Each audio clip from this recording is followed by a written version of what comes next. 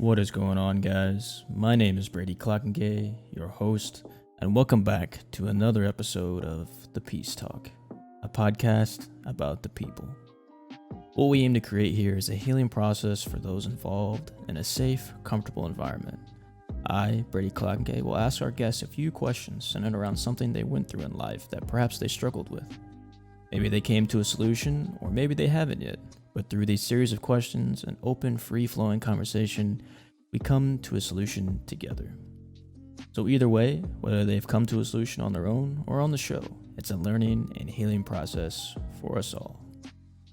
This is special because, as you know, we all have our own unique situations, but more than likely, the emotions we experience through those situations are the same or similar to someone else's experiences. Our lives are obviously unique to ourselves, but similar in many fashions too, which is where the magic and healing happens.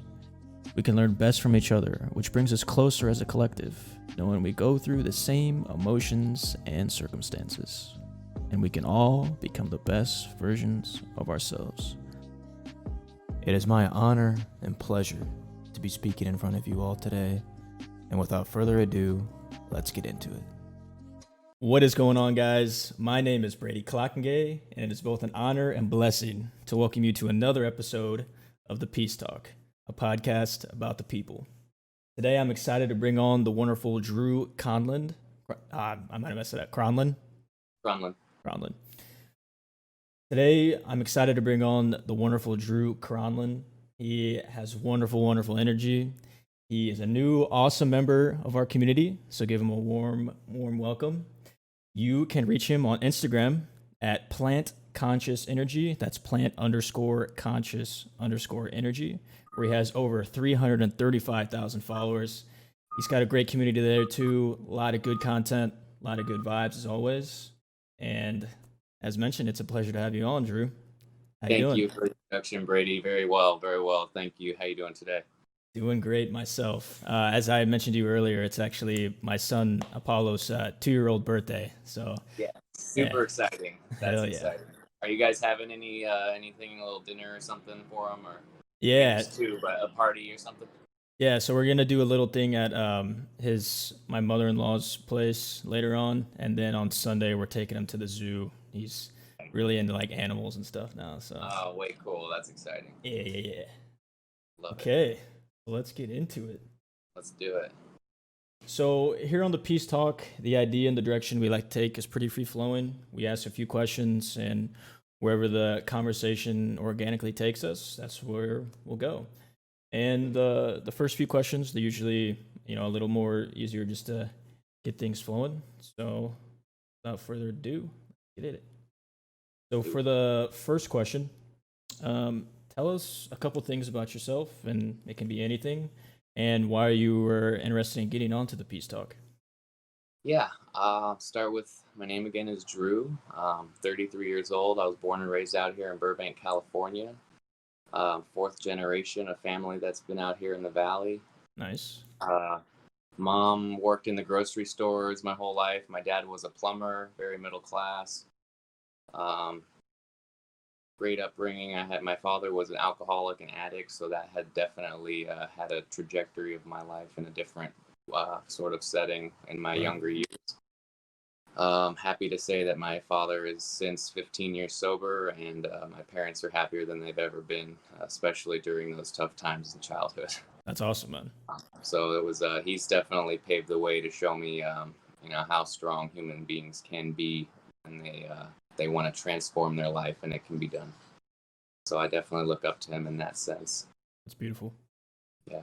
I was a diehard skateboarder growing up. It was my passion for many years. My joy. I haven't practiced much recently, but it always has sort of stuck with me. The culture, the sort of camaraderie of it all. Awesome. Yeah. Let's see more about myself here. I got into my own awakening around 2005, sort of when I started really questioning what was going on around me. i.e., events, knowledge, information that were happening, that I started to see inconsistencies, and this led me down a path of self-discovery, research, and it's taken me down what they call the rabbit hole. Oh yeah. Yeah, It's something we all got to experience at some point. right. Yeah, I've been in it for a while, and that rabbit hole has led me to a lot of other ones. It began with inconsistencies, but it's led me to a spiritual path.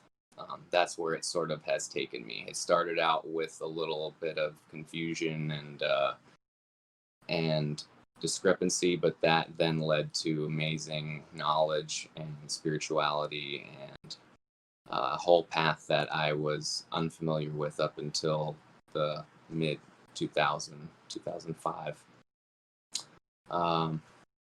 So I'm going to keep getting into it. I began to go through a really rough patch around 2015. Okay. Unlike anything I had ever experienced before. It was physical, mental, sort of debilitating effect that was beginning to happen. Anxiousness, brain cloud, brain fog. And it was during a time where everything seemed to be going really well in my life. There wasn't a defining factor on the outside that anybody might have seen. It's super internal. Right. And I know a lot of people struggle with this, and a lot of people, have the same idea that, like, I have a great life. I have nothing to really be down about. I have a good, job. At the time, I was actually working Steve Harvey show, Universal Studios. Really? That's awesome. Stage one. Yeah, I was 5 minutes from work. I worked with my best friend on the Steve Harvey show. Things were really great on the outside. Right. It seemed to be that it was something internal that was really, really taking me to a dark place within my mind. It's the first time in my life that I felt what I would call a depression. Right. And I've always been a very positive person, really seeing the bright side of things, really tough to gloom me out most of the time. So it was sort of a unique experience for me, myself, in this situation where it was beginning to be difficult just to be within my own mind. I didn't really quite understand what was happening until about 2017, 2018, when I decided to make a really big shift in my life. Right.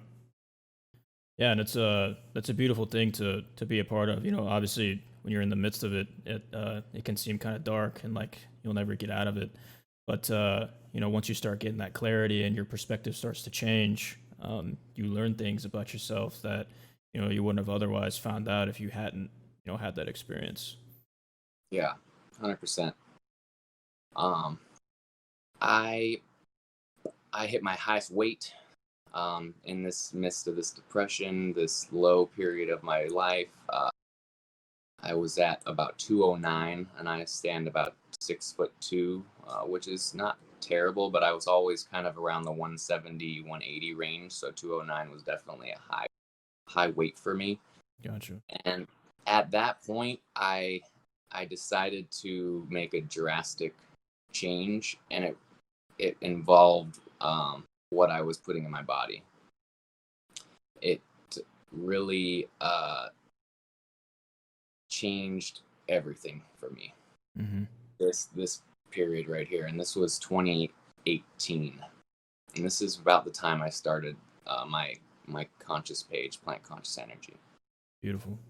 Yeah, I went and I created sort of intuitively a plant-based diet for myself. It's odd because I've wanted to change my diet for probably a few years prior to actually doing it, but just kind of get caught up in the same routine and wanting to shift, but really loving the habits that I was already in and all the foods that I've been eating for a long time. Yeah. So it's been in my mind, but I never really had a moment that allowed me to really make a change. And this was that moment that we're coming up to. Yeah. And that's and thank you for sharing. It's really is a beautiful thing because these last I've always been into spirituality and things for the past 7 years myself, but I haven't really started to get into it until like the last couple years or so, and then really diving deep into it in this past like year and 6 months. And as I've gone into my spiritual journey and changing myself from the inside out, that's also something that I've been thinking about, and I've been thinking about it for a few years now. Is my diet. It's crazy. Like when you start changing yourself spiritually, it also starts to affect the other parts of your life, and shows how important the things that you actually put into your body. Like it's like a part of you. It's like part of who you are as a person.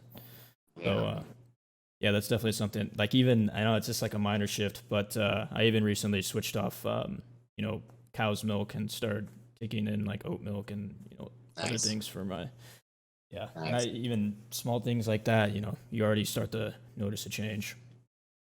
Big changes. Yeah, big changes. The milk thing. So there was a period of I was living with my roommate, and we were buying 5 gallons of whole milk a week. Yeah, I've been there. Yeah, Yeah, like, when I was a kid, I did the same thing, and I've been lactose intolerant for like the past because I wasn't always lactose intolerant, but then just out of nowhere it hit me, and yeah. yeah, I still just like I was like no, it's normal, like It's fine. I can make it work. I can yeah, make it work. Yeah, oh, right. Yeah, yeah. I'd had a lot of bad habits. I was a candy freak, big time. mm. Candy freak. I was the original Burger King. Like seriously, guys. I ate burgers for breakfast, lunch, and dinner. French fries and burgers. It was my favorite food. It'd be like going out to visit relatives somewhere, and they take you to a nice dinner. And what are you gonna have? Hamburger. That was me. Let me get the hamburgers and fries. Yeah, it was me. So changing my eating habits, and I changed them really drastic compared to where I was. Candy and burgers, and I went to whole food, plant based, no dairy, no meat, no refined sugars, really little packaging, no alcohol. At least for the period of time that I created a challenge for myself. I made it a 30-day challenge, and that was when really the sparks started to fly for me, and hmm it just started to wash away the last. It was probably 3 or 4 years of just progressively getting worse within my mind and then my body. So I didn't get into the pains that I began experiencing in my back, and this happened again around 2015, and I thought it might have just been a bad bed. I thought maybe I had bad posture, so I was looking into these sort of avenues, getting a new bed, working on like my posture. I got a brace, I got a stand-up desk for my job at Steve Harvey, and none of these things seemed to bring any change, and the pain was getting worse slowly but Right. surely. Yeah. I went and I had chiropractic appointments, and they cracked me and bent me and shocked me with electrodes. Again, none of these methods proved to do any healing whatsoever. The pain was, I think, a big part of the depression, and that's when I really realized, and I think most of all of us do, when anything is sort of threatening your well-being or your natural health, or any sort of bodily issue, you realize what's truly important in life Right. is your health and feeling good. 100%. And I, prior to that, had no real issues with my body, and I was able to obviously eat absolute garbage and be fine for a lot of my life. But it seemed, and I didn't know it at the time, but it seemed that these things that I had eaten were catching up to me.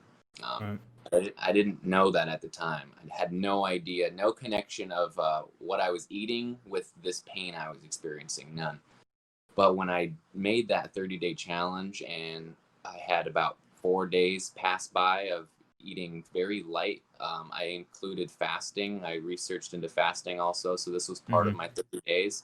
And about by day 4, I woke up laying flat on my back. Now, this was also very odd. So, because for about 2 years, I was sleeping sitting up.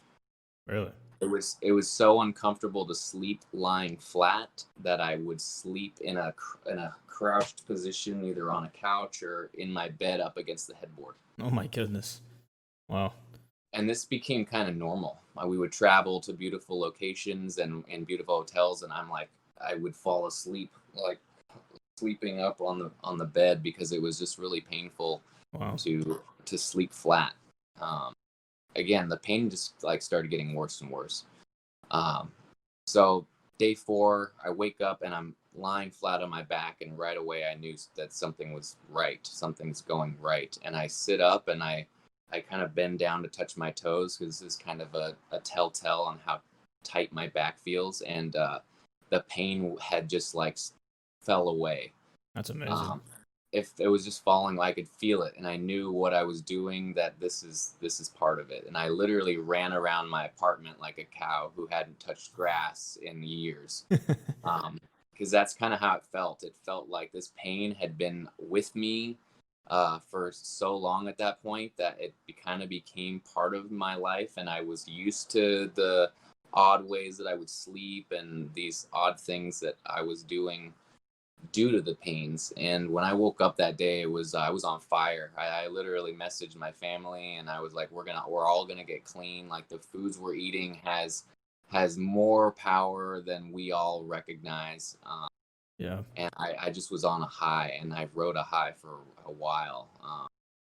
And I continued to get better. My back continued to feel better, and I never have gone to a real actual like Western doctor for a few reasons. I really don't trust the Western medicine that Yeah. much, and I haven't found a like a naturopathic doctor yet that I've really wanted to go and talk to about this type of stuff. So at the time, I was really kind of in the dark, and I did a lot of the research myself, and I still research on my ailment, and I'm trying to sort of locate what it really is. And I have some ideas, and a lot of the symptoms of things that I read really match mine, but it's really intuitive, sort of how I rolled with this one. I really rolled Right. like super intuitive. I felt my body, and I would feel how I felt after I ate certain things, and I would write them down like a scientist, keeping track of even every little detail on what would shift and make me feel like, oh, a little tighter. It seemed to like starches and like dry foods seemed to like tighten me up. And then very hydrating foods like the fruits and all that seemed to like loosen me out. And I found a lot of other information since then. I really feel that glyphosate, the main ingredient in the Roundup chemical from Monsanto, Mm-hmm. is causing issues also Mm-hmm. in my 100%. particular case. Um, Yep. so I found someone who had really healed their issue, which is called ankylosing spondylitis, and this is what I believe to be is my issue, and it's a autoimmune disease, and it's an inflammatory autoimmune that attacks the joints in your back and in your spine. Um, and it's sort of like they get tight, so it's certain foods that you're eating that bring this sort of inflammation. And then it's also a sedentary sort of lifestyle that I had to I already was pretty active, but I incorporated yoga, Mm-hmm. which is like really stretching me out. And the yoga in combination with the diet change was like my savior. It really brought me out of the dark completely. I started my Plant Conscious Energy page the day I started my 30-day challenge to shift my eating habits. The very same day, it was sort of like uh, a cursor to keep me on track. The page, I I was like that. yeah, I was tuning into it every day, and I was posting things regarding my 30-day challenge and pictures of what I was eating, and it was just a real like a tool that helped me really stay focused, is what it was. Yeah, and yeah, there's a few things that I love about what you just said.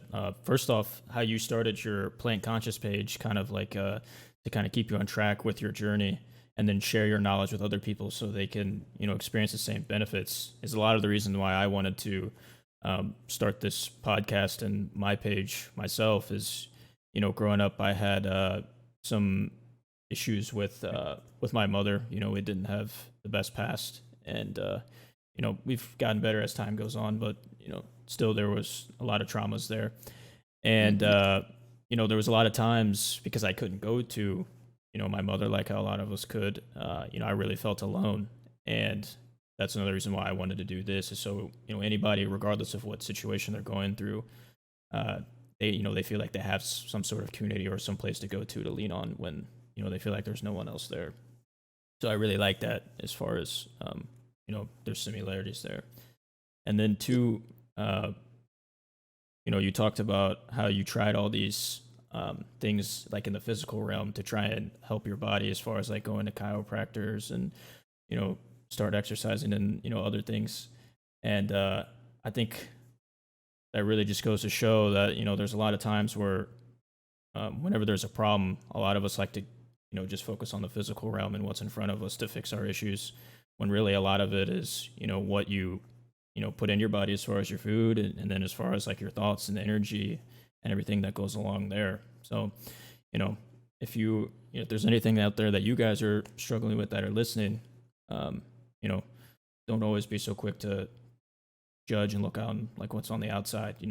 Look on the inside too. There's a lot of healing that will change your life a lot more than what the physical realm does, because the physical realm always follows from the inside. Yes, I love that. Yeah, thank you for sharing that info. This peace talk that you've created is magical. I mean, I was drawn to it when Ezekiel gave me the information, and what this does and what you're doing with this is really amazing, and I'm really grateful to be a part of it. Thank you. You honestly have no idea how much that means to me to hear you say that. I mean, just from the from Ezekiel and Brandon and everyone else in between that's told me nice things about this. It really does mean the world to hear that. Especially growing up, I didn't get to hear a lot of those type of positive reinforcing words. So yeah, it means, it really does. I appreciate it. And I'm grateful that you took the time to be on the show as well. Yeah, big love, brother. Thank you. Big love.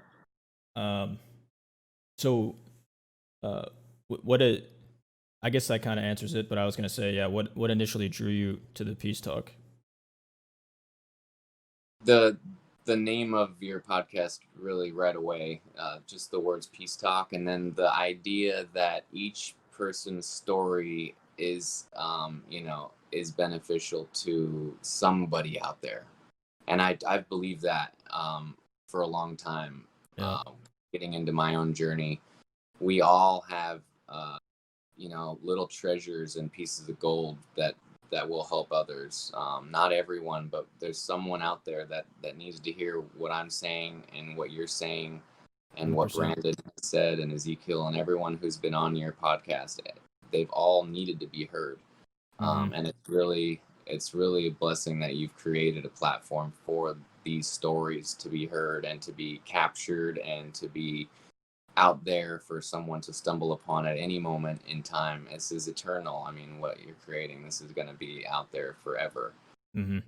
Through the frequency waves of time, it's going to be there, and it's a gift. It's a gift to everybody.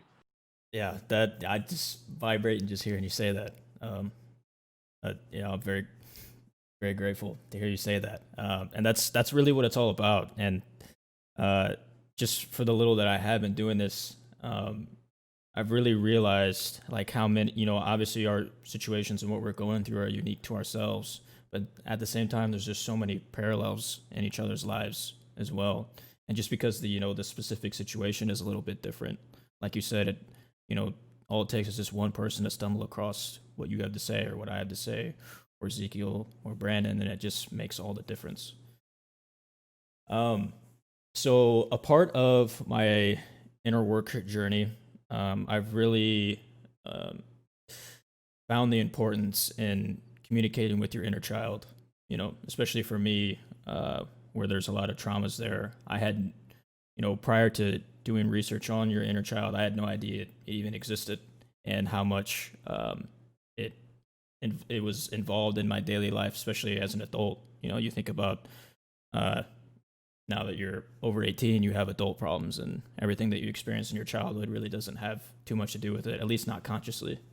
But subconsciously, there's still a lot going on there. So Yeah. as I've started to do work there, I've seen my life change tremendously. And so that kind of leads to my next question is, what are some activities that you enjoyed doing in your youth and that kind of made you feel alive and at peace? Yes. I know you mentioned skateboarding. Yeah, but there's a few. I'll go into the skateboarding a little, and then I have more. The skateboarding was my ride or die, like literally for a long time. It was what my parents took away from me when they needed to get to me. Right? yeah. If they wanted to ruin my world, they'd take my skateboard away, and Oh, man. Drew loses it. That's it. Don't ground me or anything else. Take the skateboard, and I'm done for. I did that for a long time. I started when I was probably 10 or 11, and a lot of kids that I grew up with kind of got into it at the same time. I was getting to school early with the skateboarders to skate in front of school for about a half hour prior to going to school. That's funny. Yeah, I mean, I was just so into that culture for many years. Met so many amazing people. I really still love the whole community of it. It is everyone's brothers and sisters on a skateboard, and a lot of similar sports. It's very community. Um, so that took me for a long time. The next one was music. I began playing the guitar. Okay. Me and some friends started getting into music, and this was another, as I remember, really exciting time as a young man growing up and experimenting with these different sort of outlets of creativity, right? And the music was, yeah, it hit the soul in a way that the skateboarding, it was a little different, you know? Yeah. And it was similar in the sense of building the skill, because it wasn't something I just was able to do. Like skateboarding, it took a lot of time. Took a lot of time and practice and failing and frustration, but through that, it led me to really amazing experiences that I shared with a lot of different people, creating this music that you know that doesn't exist, and it's gone now. I mean, we played stuff that we don't remember, and it's really poetic. The music, I really began to have a deeper appreciation for music when I started to really play it myself and understand these instruments, and that it's not easy, guys. Yeah. 100%. It's real. It takes talent. All these real musicians out there that we've all followed and loved for all time. It was a really exciting point in my life. I really remember it, and I wasn't a real axe man. I wasn't the best guitarist, but I was able to play enough to enjoy it with friends and all kind of create something together, and that we all really enjoyed. Nice. Was it acoustic or electric? I started on acoustic. I really wanted the electric, but my mom was like, "Let's start with the acoustic." And I was like, "Okay, mom." And the acoustic led me into electric, and then it was all over. I mean, since I got into drums, I was able to kind of play a little bit of everything.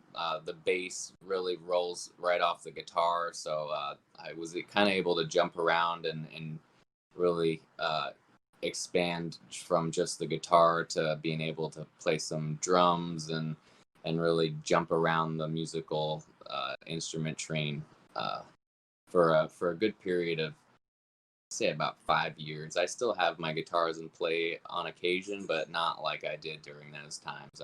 We were in the garages of the valley, you know, getting the walls banged on by the neighbors. Turn it down.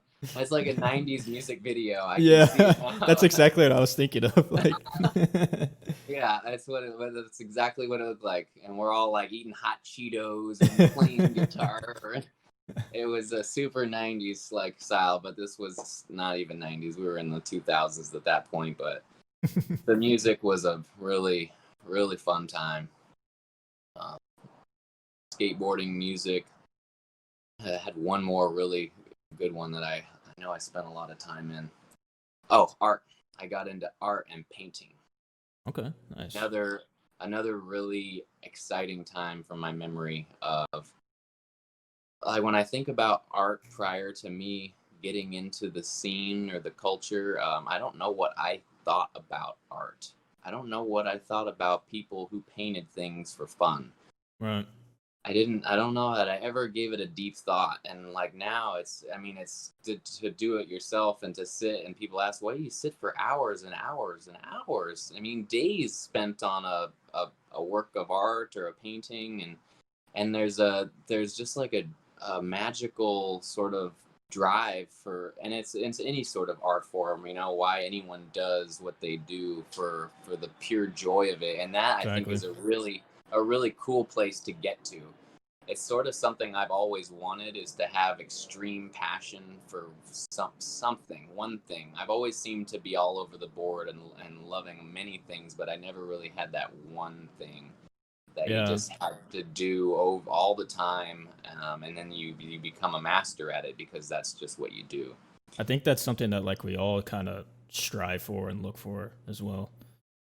Yeah, trying to really open up the passion for whatever it is that we're really into. But I had Hmm. a really good friend at the time who was an artist who was really good, and he was progressing at a rate that was obvious, and I was watching him and I was admiring him. And when we would hang out, I started to join him and paint with him, and then that was it. I was in the arts. I seemed to really like jump into things and just like take it and run. And that was one of them. Painting, it was really acrylics. I didn't get like super deep into different oils and that. I was just really acrylic painting. I really loved painting on wood medium, Mm. raw wood, with like showing some exposed wood still with the Right. painting on top. It was kind of like a style that I really liked. Um, so yeah, skateboarding, music, and painting were some of the real inner child, playful, creative sort of activities that I really really enjoyed. And I just have such great memories with all of them. Yeah, and like that's why I always like to ask that question when people come onto the show, because even with my little guy running around today, when you're a child, it's just you're just pure innocence, and your vibes for the most part are just like in such a good, high, positive place. So, Right. like whenever you can, look back on those memories and remember what that joy and what that feeling felt like, and then transition that into what your adult life is. Um, that's really where like magic and that beautiful feeling that you felt when you were doing it as a child really happens. Yeah. Yeah, I agree with that 100%. Yeah. So yeah, guys, if you're ever feeling in a rut, go back, think back to your childhood. What are some things that made you happy and feel good, and then try and Yeah. recreate that beautiful Yes. thing. Yeah. All right. So for this next question, and this question's not to like make you look silly or anything like that. It's just more so to show that we're all humans and that, we all have things that we're not the best at. So, this one's pretty straightforward. What are some things that you're not very good at? Yep. Um, I think I have two or three. We'll start with the first one, and it's been like this for a long time, and it's confrontation. Mm-hmm. I've never been good at confrontation, and I don't know what it really is. I really don't. I think, as I'm such a positive person, I always have been, and I always see the good in people. Right. Yeah. That when I come into a situation where there's a huge disagreement, or even sort of backlash, or an argument, even, it's really uncomfortable, and it's hard for me to control my emotions.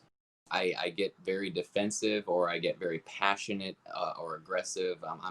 It's really tough for me to really hold my zen in moments of confrontation. And Yeah. that's something that I remember for a long time. And I'm working on it. And I think only recently have I been able to kind of admit that's been the case for me. And I think that in itself is helping me to sort of look at it from like like an outsider standpoint and not just like from my eyes, like, and me experiencing it. So in Right. recent, I'd say since I started this page and since I cleaned up my vessel and my body of like a lot of just junk, I feel a lot more calm and more able to choose to ground myself in those situations rather than to jump right into defensiveness or aggression or whatever it is. I'm really I'm working on it, and I'm still not good at it, that's for sure, but Right. I definitely feel myself evolving or maturing as I'm getting older, and I'm able to look at myself again from like a different perspective than I have before. That's 100%. probably my top that I know I'm not good at it. um, Another one is mathematics. I can definitely admit I'm not very good at that.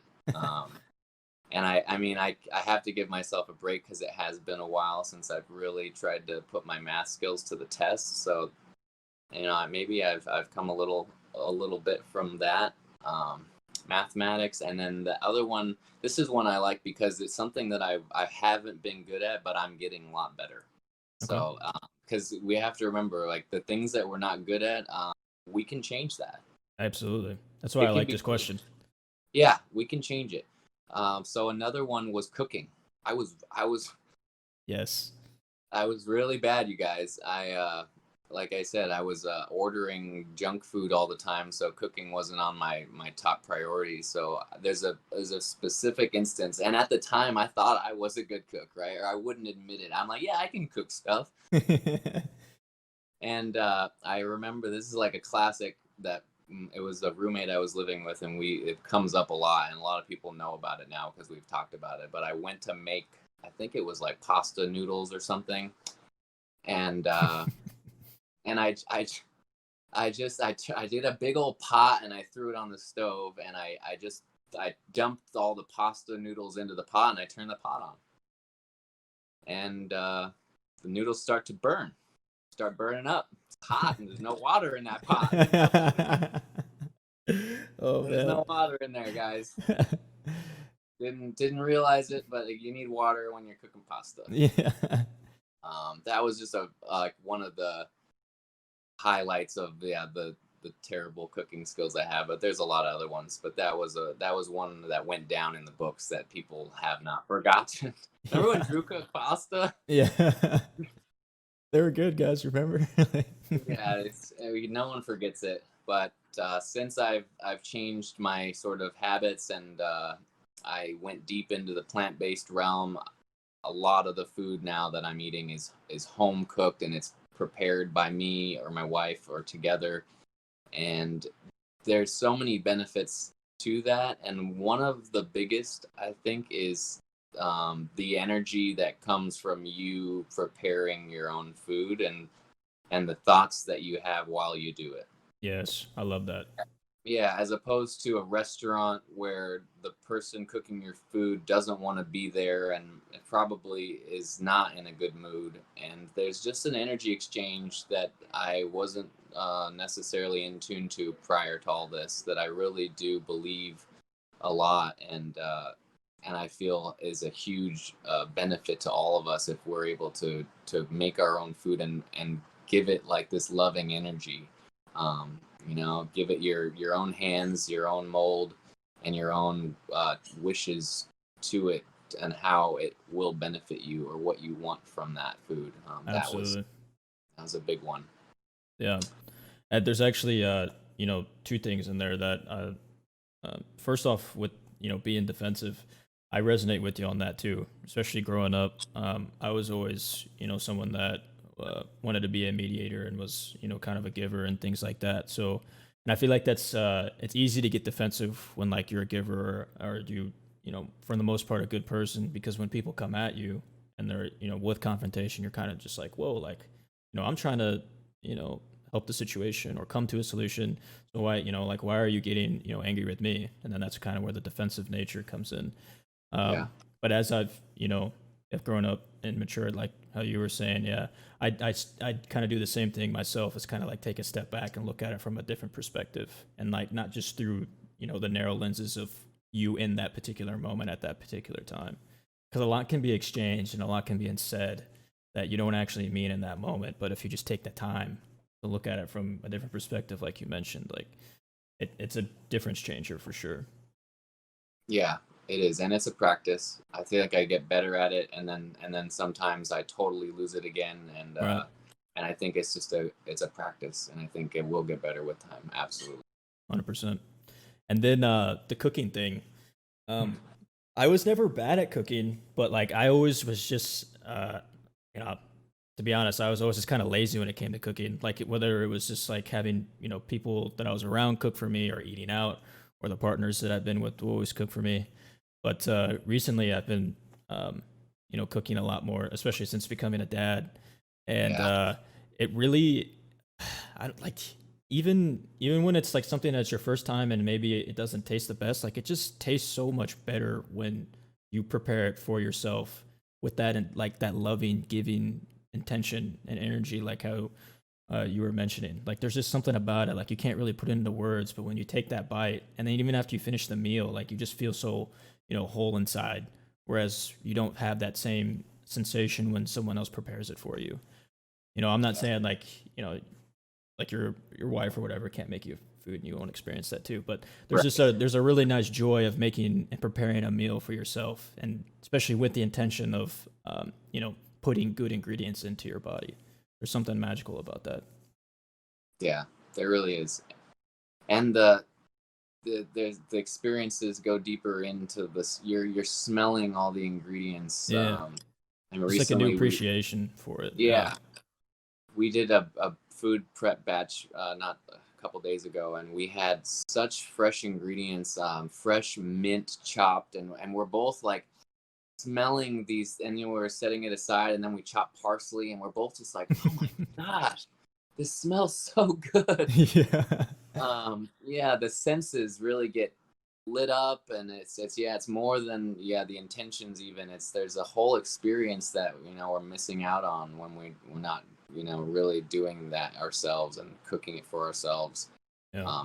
It's holistic in itself. It hits so many boxes of your senses and your well-being, everything. It's something that I didn't realize, like I said, until I really began to get into cooking and want to cook. It Right. took a it took a want. Yeah, and even like how you were talking about earlier, when you were saying you were getting into art, and there's like many forms of art. Like cooking is another one of those examples. It's an art to that, and there's a process that goes into it. And you can just really get creative with it, and yeah, there's just so many avenues that you can take. It's a really ever evolving just thing that you can do for yourself, and it's nice. Yeah, it really is. It's an art that I really appreciate more. It's a really high art. Hmm. And then when you get into cooking the healthiest ingredients you can find, and then to make those ingredients taste the best you've ever tasted, that's a real art. To have the Yes. best tasting food and the most healthy for your body, Hmm. and that's the art I'm really striving for, because I strive to use the healthiest ingredients that I've come to learn, and then make those ingredients taste better than any food I could buy anywhere. Absolutely. That's something I strive for. I'm working towards it because I really believe, because I want to share. A lot of times I want to share the foods that I make with people, and I want them to have that wow, Yeah. this is good for me, and it tastes this good. That's gonna change the game for a lot of people. A lot of people are really stuck on their taste buds, and that's Yeah. something that keeps some people from going outside their comfort zone to a degree. And if we can get that art on point with that culinary arts, we can really shift those taste buds for some people. Dude, 100%. Yeah, there's so many people that are like set in their ways even when it just comes to eating, and you don't really think about it that way just because it's eating. It's something you've been doing for so long. But then Right. like when you really look at it from a different perspective, you can see how it kind of locks you into one specific area as far as what you put into your body and how it Yeah. can affect you negatively in some cases. Yes. Yeah. Yeah, big time. So for this next one, if there was one helpful thing that you could tell your past self, what would that be? The first thing that comes to mind, really just per my experience that I've had, was eating healthy. Mm-hmm. Because I went through a dark point that I feel like I might have been able to get around or save myself from, in a sense. However, I'm very grateful for what I went through because it's gotten me to where I am, and I actually really am thankful for the pain that I experienced at this point in time, Absolutely. because it's taught me so much, and I would not be where I am without that pain. Like a lot of us who go through really trying times, they do create a new part of yourself that is so strong, if you're able to go through that dark period. I But couldn't yeah, agree more.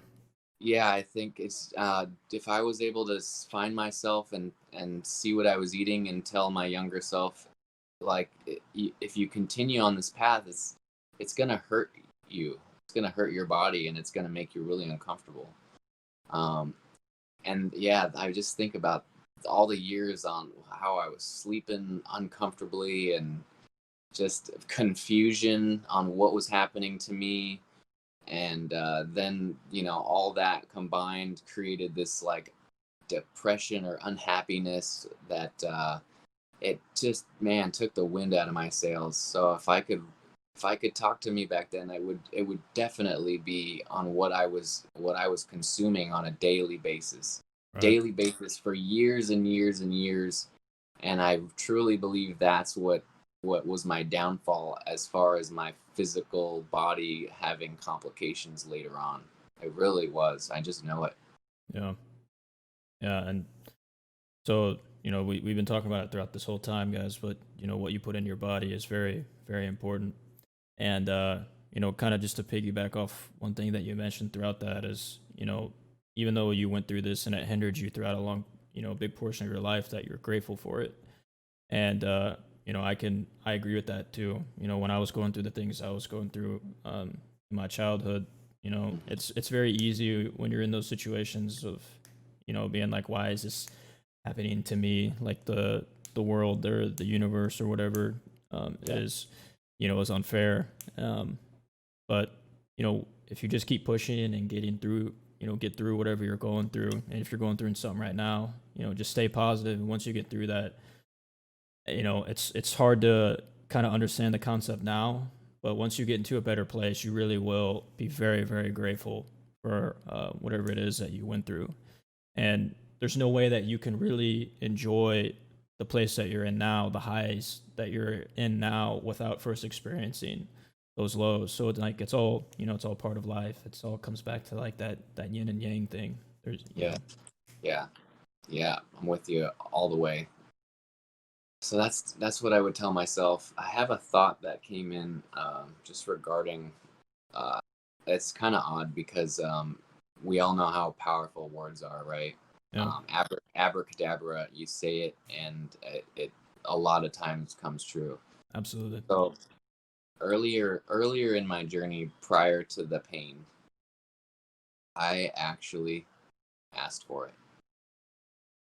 So I was in the midst of my spiritual awakening, and this was leading me to dietary changes and other spiritual leaders and communities who were promoting and speaking on the ideas of eating, being a spiritual sort of act, and what you're eating has an energetic exchange. Right. And at the time, I was eating meats and chicken and everything under the sun. Didn't matter what I was eating; I was just eating everything. But I really connected with what I was that now learning in spiritual realms of eating, and what the energies were doing for your body and chemicals and all these things. But I still was so stuck in my old ways. Even though I was learning and I truly believed, and I was kind of hypocritical because I truly was felt aligned with these new things I was learning, Right. but I just couldn't change these programs that I had that were so deep rooted, that it was difficult because I had, I would do days at a time, but always fall back into the old eating habits. And there was a point, and I said it, and I said, you know what? And I was with somebody at dinner, and we're having tacos or something, and I'm like, you know what? I'm gonna need some sort of ailment that's going to force me to eat the way that I know is right or true or whatever you might call it.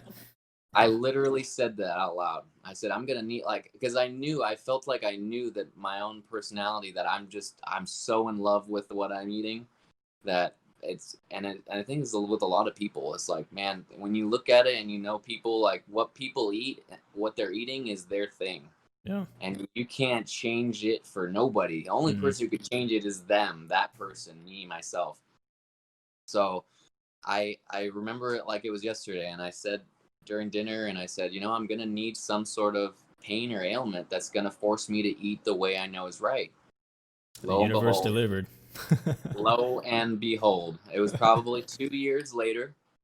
And I didn't even connect it, right? I had no idea. I'm just like, oh, my back's starting to hurt. No, the whole time the back was hurt, even years of the back pain, wasn't like, oh, this is the pain that I was saying that I'm gonna need to change my. And then again, I changed my diet, not thinking about that, but I put it all together later when I then now was eating the way I always wanted to and had been learning when I got into my spiritual awakening. And now all of a sudden the back pain has now forced me to do that. And it was a Tarantino sort of thing. It came back at the end, and I'm like, oh my gosh, like that was, I did it. I asked for that. I played the whole thing out, like from the beginning to the end. And it was just one of those things it's very personal to me and my dialogue within my head and like how I think. Absolutely. And I asked for it, and they gave it to me, and I really did. They gave it to me. I got what I asked for. But again, I am thankful because it's changed my life in so many ways that I am forever grateful for it. Absolutely. And so yeah, there's 2 points, connecting points from previous episodes that I like from there. And we've talked about a few times on here, the power of your words and positive affirmations and having good mantras. And it just really goes to show, guys, we talked about, we talked about this before, like whether, it's positive thoughts or positive mantras or negative thoughts, you're still manifesting. And whatever you ask for and what you have in your head, like that's ultimately what your reality is going to become. And like how he said, it wasn't until 2 years later until it manifested. But like that stuff sticks. So you guys got to really be consciously and subconsciously aware of like what you're saying to yourself, because that stuff matters. It really, really does. Like, do not underestimate the power of your mind and your thoughts, because it really does create the world around you and what you attract to your life. It's if there's there's a lot of places where you can start in your spiritual journey. But arguably, I feel like that's one of the more important ones, is how you talk to yourself and what you say to yourself. Very, very important. Yes, well said. Well said. So, we've been talking. The both of us have been talking about things that we went through in the past. So what are some obstacles that you've encountered lately that you would be comfortable talking about on the Peace Talk? Okay. Man, I mean, there's been a lot of stuff going on lately.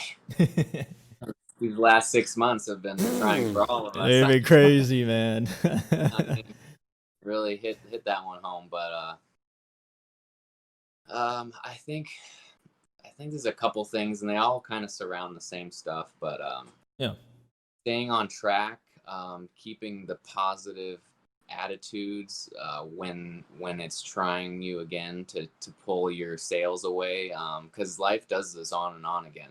It's not always rainbows, and it has to ebb and flow 100%. for us to get higher and higher.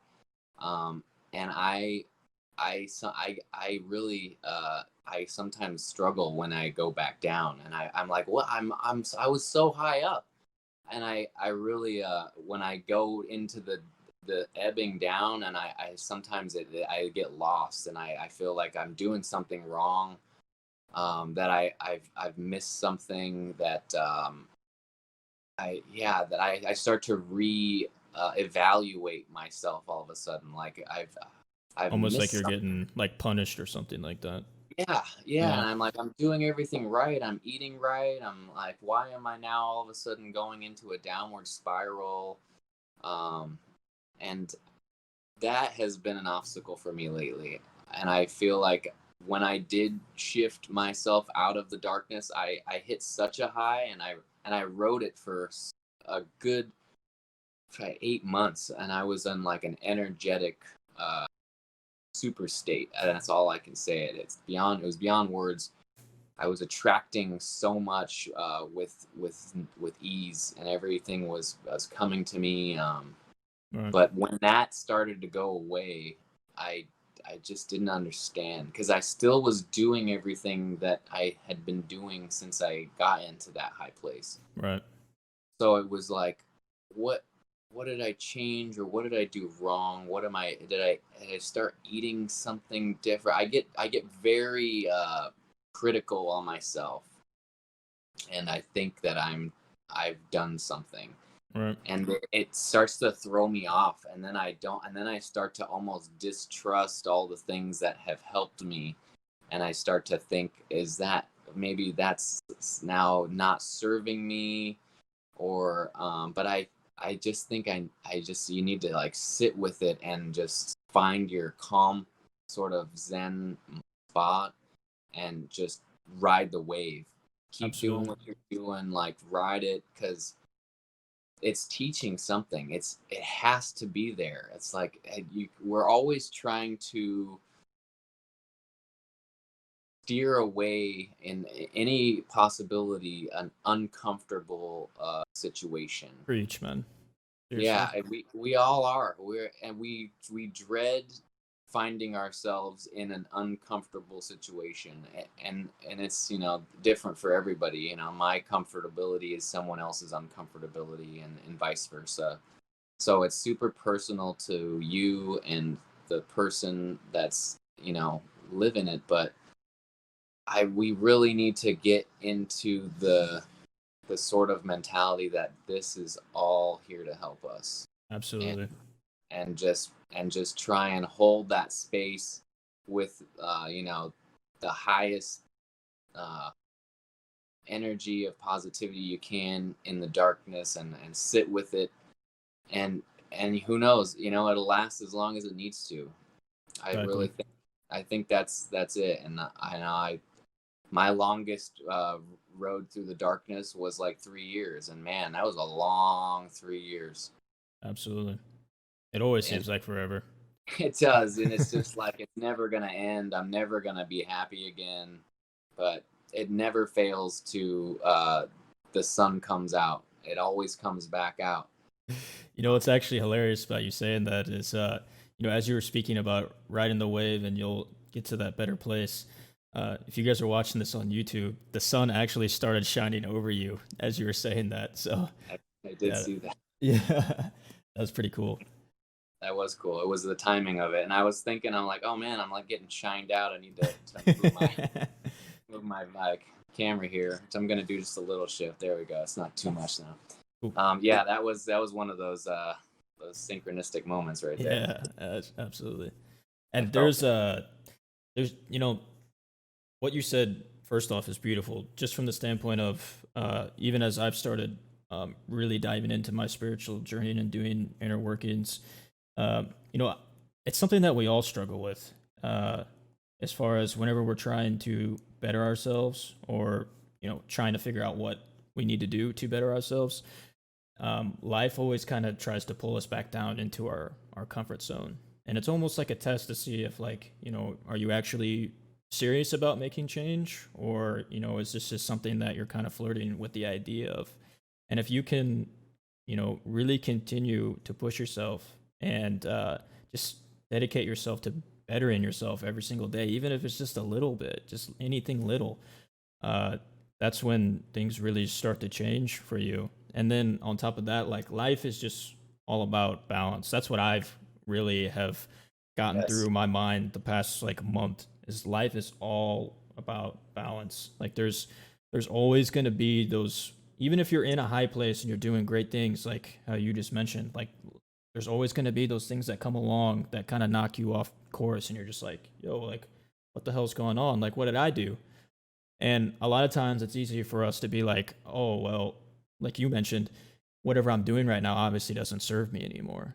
But in reality, like that's not always the case. It's just, this is just how life is. Like how we talked about earlier, like in order to enjoy the highs, like you have to go through the lows. And that's for everybody. Like that, no one's the exception to that.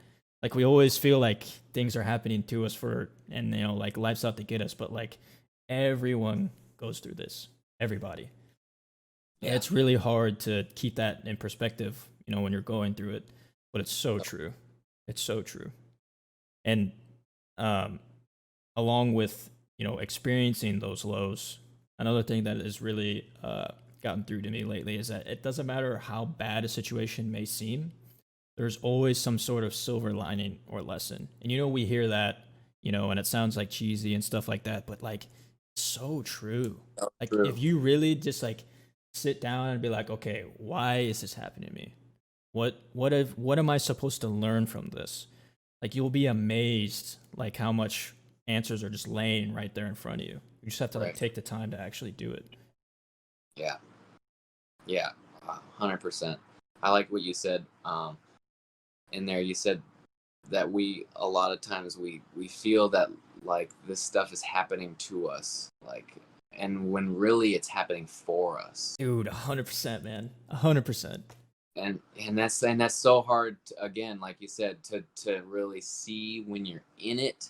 To be so down and then say, oh, yeah, this is happening for me, it's for me, but man, it really is. It really is. And that, to just like hold on to that, just that little piece, those words, this is happening for me. Yes. That is a mantra that I think should be written down in everyone's journal. Dude, 100%. Like I couldn't like agree with you and express that more to whoever's listening right now. Like, yes. God damn it. Like, yeah, if there's one thing that you could take from this one today, it's like life is not happening to you, it's happening for you. But it's up to you to figure out what that reason is. Yes, I think it's actually a Jim Carrey line I heard in one of his talks, and I know a lot of people have said it, but it's ringing to me. It was some lecture from Mr. Carrey himself, and Jim Carrey's woke, man. He's super woke, you guys. He's talking about tetrahedrons and Merkabas. I mean, yeah, he's on another level. He really is, though. He's on another level. I really resonated with it. Life doesn't happen to you; it happens for you, and it's so true.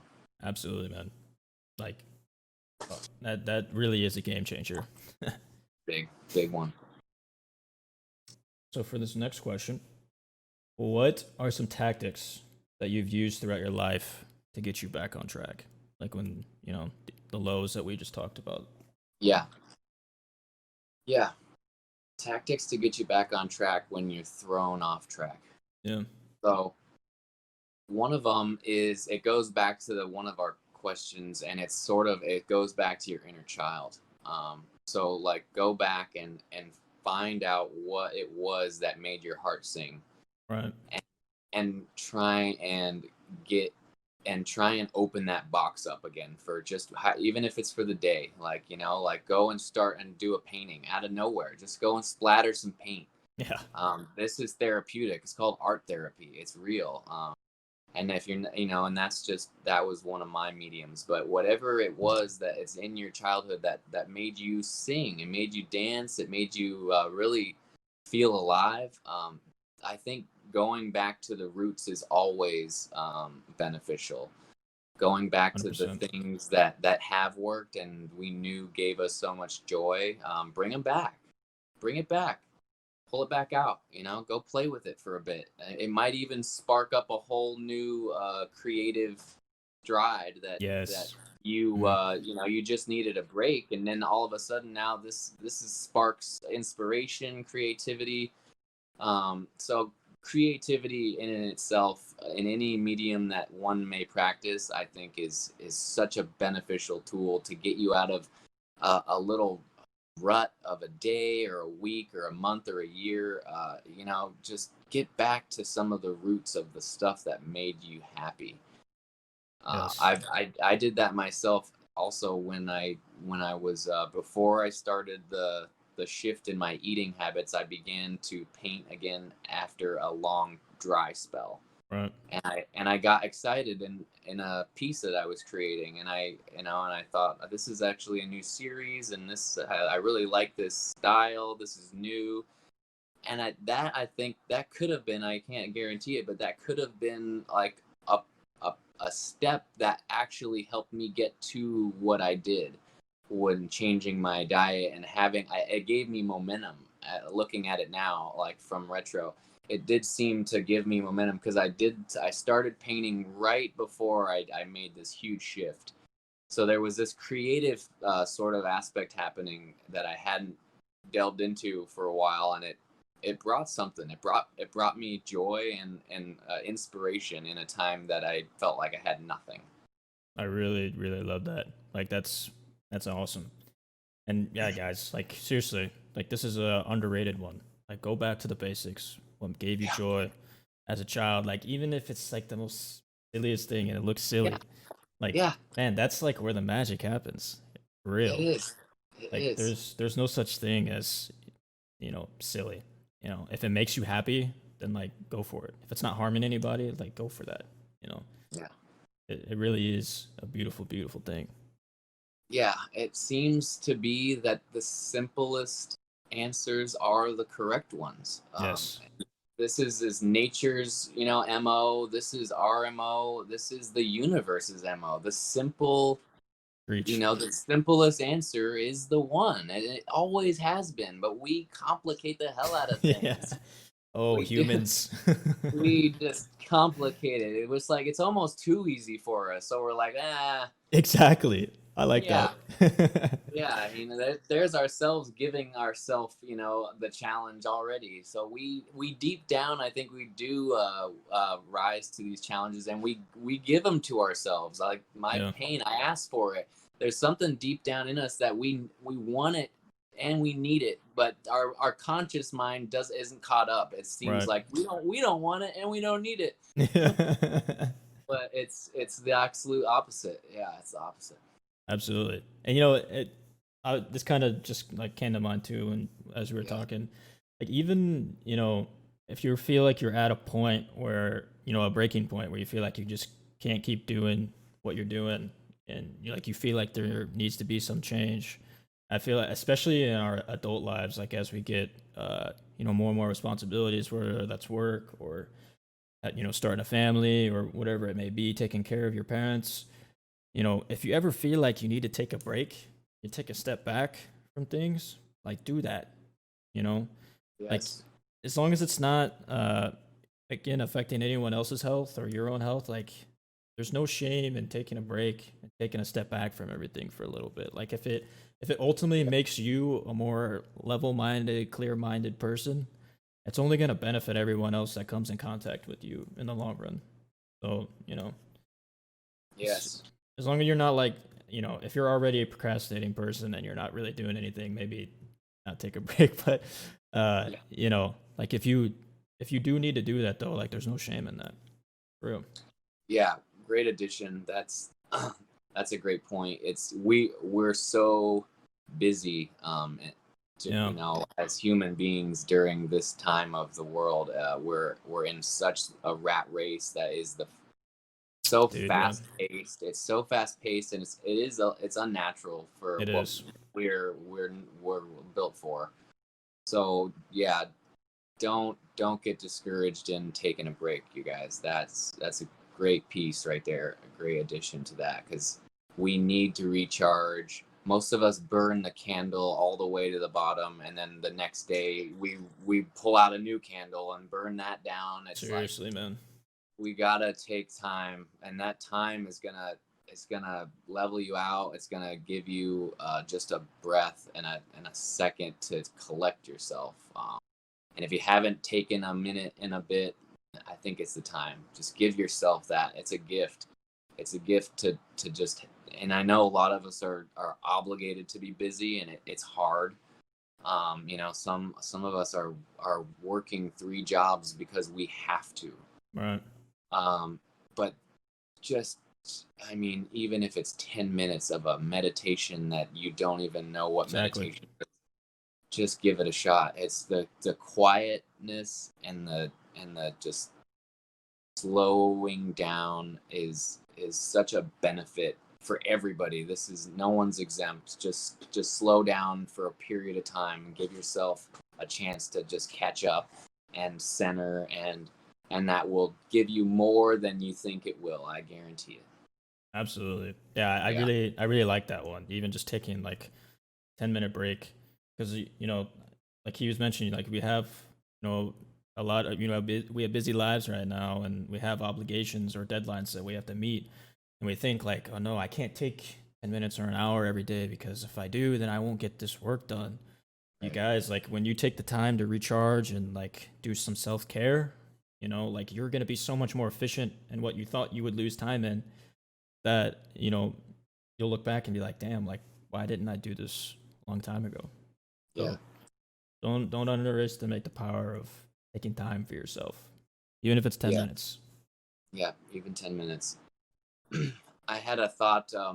I feel like, and I've done this with certain tasks that I do already, that I've now created those tasks into times of slowing down. Yeah. One of my tasks is I walk my dog every day, Hmm. and that, it was a mental shift I had to make, because always in my mind it was a task that I didn't really want to do, and to me it wasn't relaxing, and it wasn't a moment to quiet my mind or anything. It was a task that I needed to get done so that I could go again to get the next task done. But I changed my thinking about that task, and now I utilize that walk for a moment of slowing down, and I walk barefoot now, as if I had my shoes on before. It's just, there are some tasks in the day that can be mentally shifted into something that can be beneficial. And I think just the altering of how you look at that task and looking at it as something for you to relax, in a sense, is a Hmm. game changer also. Because then I think you can do that with a lot of tasks that actually aren't, you're not even able to actually relax in, but you're able to now see that task as a benefit as opposed to a burden. Absolutely. And you know, I love that one, because I recently had to do that, you know, for myself with having a kid. Yeah. Uh, you know, as you know, they got toys and everything everywhere, and I always, you know, when he's making a mess, I'm just like, damn, like I gotta clean up after him every single day, and it always just seemed like a daunting task. But now, like you know, I shifted that to where like it's, you know, it gives me the opportunity to kind of slow down and, you know, get down on his level and be like, hey, let's pick up these toys together, and it's actually become like a very like almost like a bonding experience, whereas before you could be like, oh man, I gotta clean type of Right. thing. So Love that. even like with doing laundry, like laundry can feel like such a daunting task, but like I don't know, like when you just like take the time to just like chill out and do it, it's almost like therapeutic in a weird Yeah. way. But you have to like shift your, you know, your mental consciousness around that. Yeah. But Yes. I totally agree with you on that. Like there's so many things in life that we do that, yeah, like seem like work, but if you just change your perspective on it, like it's actually very, you know, therapeutic for yourself. Yeah, meditative, therapeutic. Yeah, it is. It is so much how we think about things that cause our agony. Dude, seriously, we're our own worst enemy. We really are. We complicate the hell out of things on all levels, and we really just need to just come back down to baseline and see the simplicity and all this stuff. 100%. Yeah. Um, so we are approaching hour and 15. Wow. Yeah, Yes, sir. time Time flies, man. flies. Uh, I didn't even, this is my first time looking at the clock. I was like, oh, snap. Um, Wow. but so for our last question, if there was advice that you could give to someone out there right now listening that's struggling and they're going through something that seems impossible to get out of, what would that advice be? I know we talked about going back to the basics, as a child. Yep. All right. You can take your time on this one if you want. Yeah, I have a lot of points. I'm just trying to hone it in here. Yeah. So a message to anyone out there who's just struggling and needs any kind of one thing to get you out of the rut or into a new way. Man, there's so many good things, right? I know, right? I might hit a couple, but I mean, man, the power of positive thinking. I mean, and writing things down. Yeah. Write down your positive thoughts, even if you don't believe them. That one is big. Even if you don't believe the words you're writing down, that I am good, I am growing, I am evolving, I am allowed to feel this way. Yes. I like swear, this one. like, you guys, yeah, the words, like I said, words are so powerful, and I've witnessed it in my journey, and so many people have witnessed it. Mm-hmm. So how you talk to yourself and what you're saying in your mind to yourself, what you're writing down, these things are so powerful. So, and I know it's hard when you're in that negative place. That's the hardest time to do this. It is. It really is. But give it. I fake it till you make it. Even I swear it. Fake it till you make it. That one really rings true. It does, because it's like you're programming your subconscious and your conscious mind.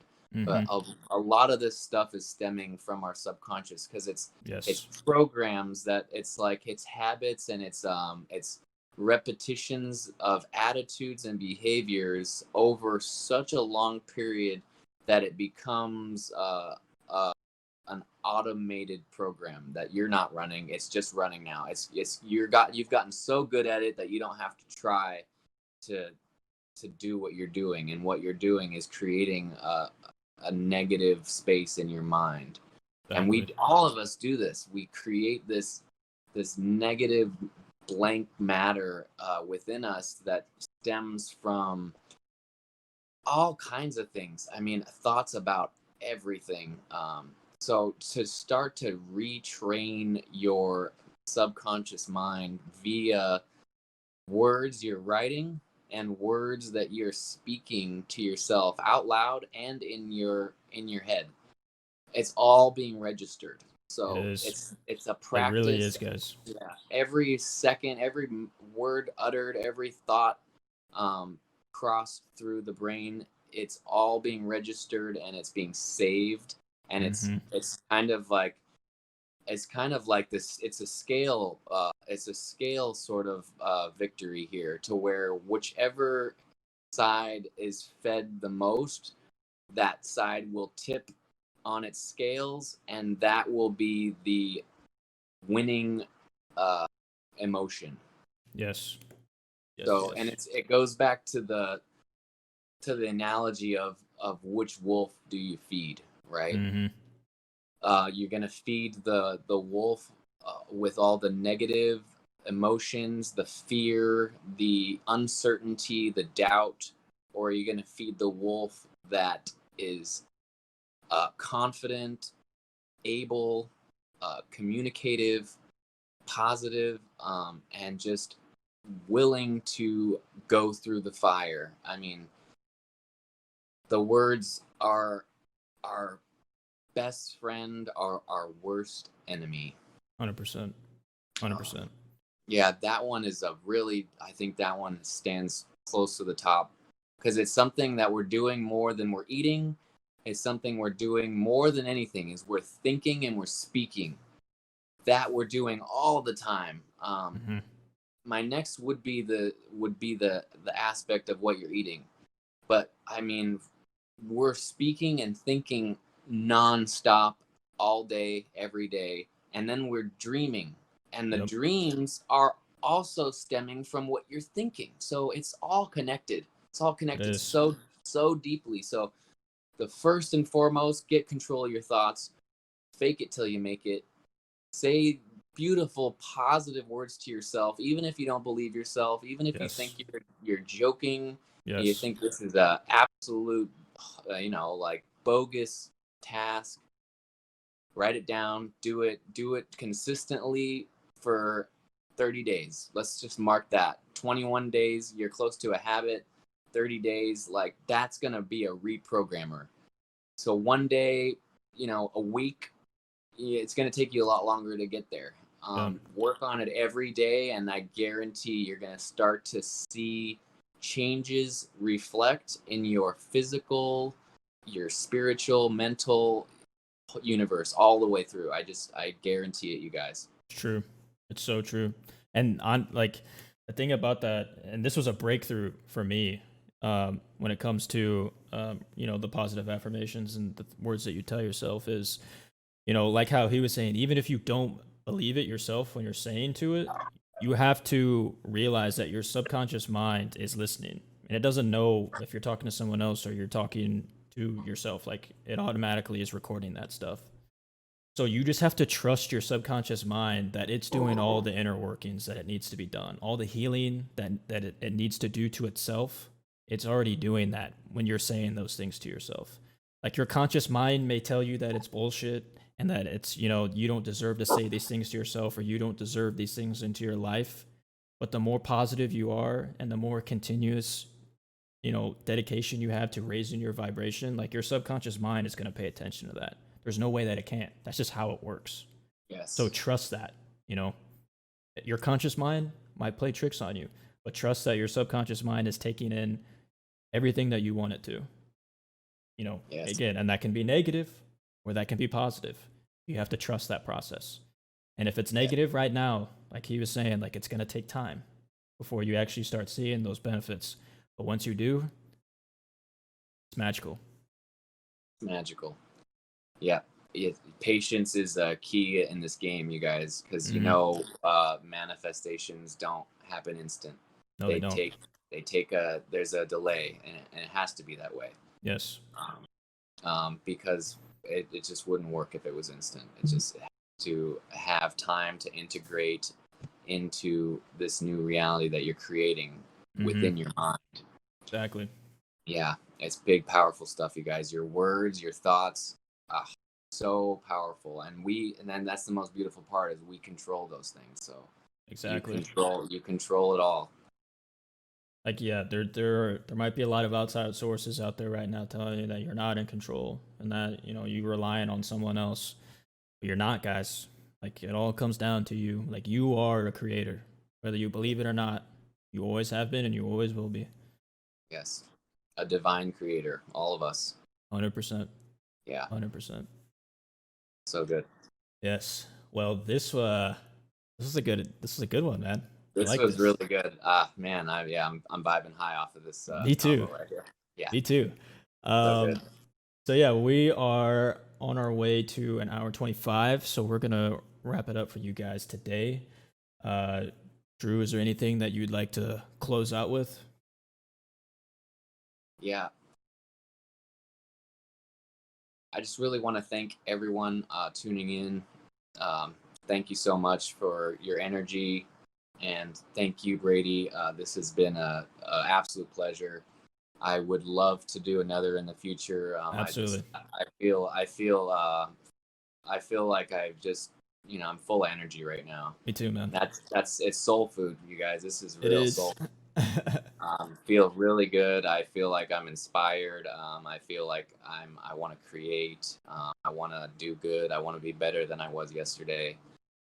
These types of conversations really bring those thoughts to the forefront for me. It helps me really stay in tuned with what I am continually practicing, and I couldn't agree more. Yeah, to continue to have these exchanges. It's a real gift, and I just want to say thank you again. So much love, so much appreciation. I hope everybody has the best day ever. I hope tomorrow is the best day ever.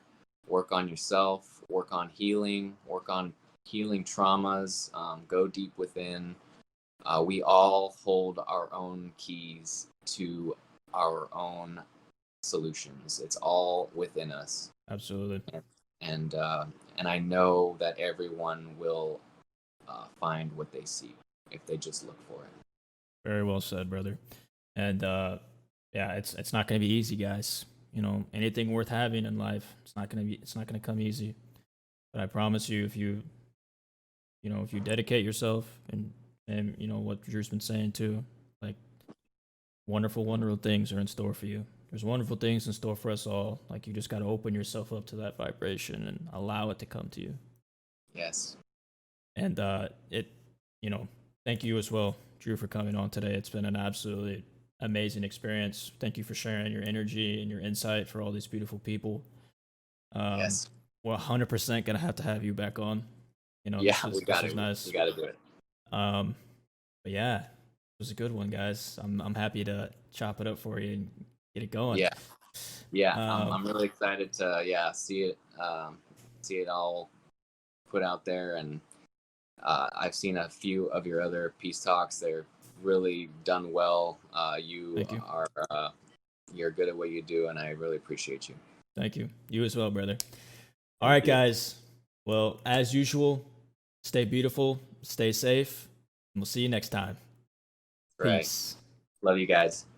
Love you guys too.